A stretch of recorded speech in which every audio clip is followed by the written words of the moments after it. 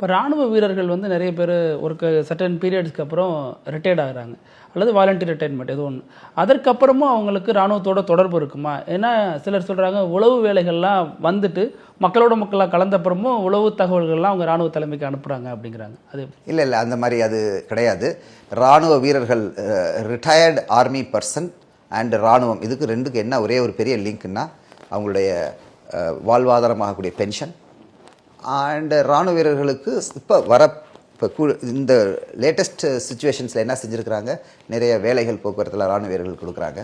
ரீசெட்டில்மெண்ட்னு சொல்கிறது. அவங்க ஏன்னா 35 40 வயசுக்குள்ளே ஒரு இராணுவ வீரன் வந்து வெளியே வந்துடுறான். Prime time for and prime requirement வேறு இருக்குது. நிறைய ரிக்குவயர்மெண்ட், டொமஸ்டிக் ரிக்குவயர்மெண்ட். குழந்தைகள் சின்ன குழந்தைகளாக இருக்கும், படிக்கிறதுக்கு, அவங்களுடைய குடும்பத்தை எஸ்டாப்ளிஷ் பண்ணுறதுக்கு, எக்ஸ்பேண்ட் பண்ணுறதுக்கு, இது மாதிரி. ஸோ அந்த நேரத்தில் பண தேவை இருக்கும். அதனால் அவங்கள வந்து ரீசெட்டில்மெண்ட் பண்ணுறதுக்கு இராணுவம் நிறைய ஆக்டிவிட்டீஸ் பண்ணிகிட்டு இருக்குது. அது ஒரு லிங்க் இருக்குது. செகண்ட் லிங்க் பென்ஷனுங்கிற லிங்க் இருக்குது. மற்றபடி அவங்களுக்கு என்ன ஒரே ஒரு விஷயம் என்னென்னா, ரீகால் அப்படின்னு ஒன்று உண்டு. ரீகால் ப்ரொசீஜருங்கிறது என்னென்னா, ஆக்டிவ் சர்வீஸ்னு சொல்லுவாங்க. ஆக்டிவ் சர்வீஸ்னால் கலர் சர்வீஸ்ங்கிறது. ஒரு ராணுவ வீரன் உள்ளுக்கு சேர்ந்து 17 வருஷம் வரல இருக்கிறான்னு வச்சுக்கோங்க. எந்த ப்ரொமோஷன் 17 வருஷம் வரல அவனுக்கு கலர் சர்வீஸ்ங்கிறது. அவன் வெளியே வந்ததுக்கப்புறம் கொஞ்ச நாளைக்கு அவன் ரிசர்விஸ்டாக இருப்பான்.